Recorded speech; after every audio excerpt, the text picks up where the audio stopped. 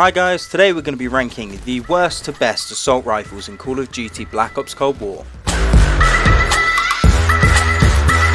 Just before we get into this video though, if you can hit that like and subscribe button and turn the notifications bell on, you'll see plenty more content like this. How we're going to go about this, we're going to rank guns from 5th to 1st place. Now we're going to start off with the FFAR 1, and simply put, it's the worst assault rifle there is. It feels more like a submachine gun. Its aim is all over the place. It's absolutely crazy. I feel like getting its recoil under control is next to impossible. To be honest, it's just such a difficult gun to be using. I mean, this gun definitely has its moments. Its recoil is just so absurd though. Like, if they just brought that down even by like 25%, I actually think this gun could be really viable. You're just not going to pop anyone at a range. You're not really going to get much success at mid-range either. You're really focusing on that sort of short range to mid-range fights, and to be honest, that's not why you pick an assault rifle, that's why you pick an SMG. Moving on to number 4, we're going to be putting the QBZ here. Now this gun has its moments definitely, but it just really struggles again with those long range battles. Do you know, if you've got a bit of a long range of sight, then you're really going to struggle to land hits with this weapon. Mid-range you're going to be okay as long as they're not ducking behind cover. If you actually need to be quite accurate, this gun isn't going to be the gun for you. If it's an open plane, if it's like,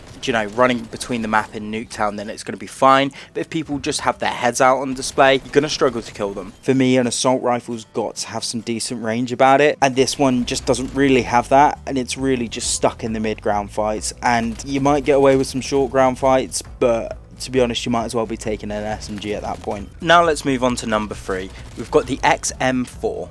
Now, my thoughts on this gun, it's a really strange one because it's not a bad gun, but it's not a good gun either. It's pretty damn average, if I'm honest with you. It doesn't really excel in any part, and it's not really bad in any other part either. Do you know, it's got decent recoil, it's got decent damage, and it's got decent handling. But that's it, it's just decent all round. It doesn't really peak up in any point. It's not a bad gun at any point. It's just, as I said, it's just a decent gun, and that's it. It just doesn't excel for me, so that's why it's a number 3. It's got nothing wrong with it, it's got nothing right with it really, but that's why it's better than the FFAR 1 and better than the QBZ. Now moving on to the top 2. Now these guns are really close, and I hold them both really close to my heart, and the fact that they're both fantastic weapons, and I don't think you can go wrong choosing either of them. And if you pick these two over any of the other guns previously mentioned, then you're going to be at a major advantage in comparison to your enemy that might be picking one of these three. What I've got at number 2 is there purely because it doesn't have as much damage output as number 1, and that's the only reason. So for number 2 we've got the Krig 6. That being said, its recoil is insane.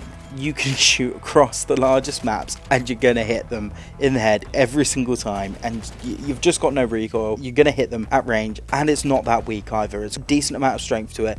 Yes, it's not as strong as some of the other ones, but the recoil is insane. You can just hit people. It's absurd. Honestly, if you haven't used this one, give it a go. Get a couple of attachments on it, the recoil control more specifically, and you're just gonna be finding yourself not missing your shots, unless you can't aim, that is. But really, it's just a fantastic all-rounded weapon. It's got great damage to it. Its rate of fire is a bit slow, but it's not really that notable when you're hitting that often with your shots, whereas most people, they tend to miss 1 or 2 shots due to recoil. With this, you're not going to be missing those shots.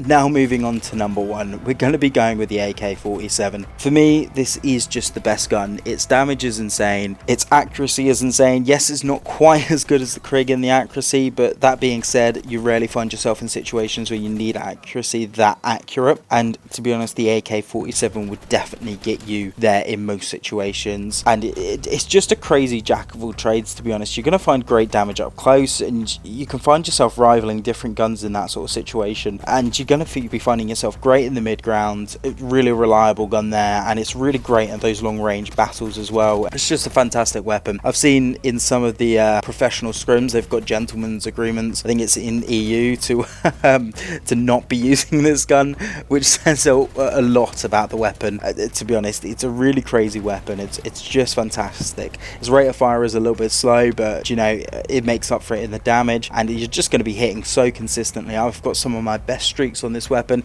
So the reason it's the only maxed out weapon on there. The Krig 6 is very close to that, but that being said, it's just so reliable, it's so fantastic, it's so strong. Definitely give it a whirl, and I've done a guide on that weapon previously, so check that out in the cards as well. Thanks for watching the video. If you head down to the comment section below, let me see what you want to see next from me, whether it's a certain gun, whether it's perks, whether it's a map. Let me know in the comment section below. If you head over to my channel as well, you'll find plenty more content like this. If you hit that like and subscribe button as well, it'd be really appreciated, and you'll see a lot more content like this. Thanks for watching. Bye bye.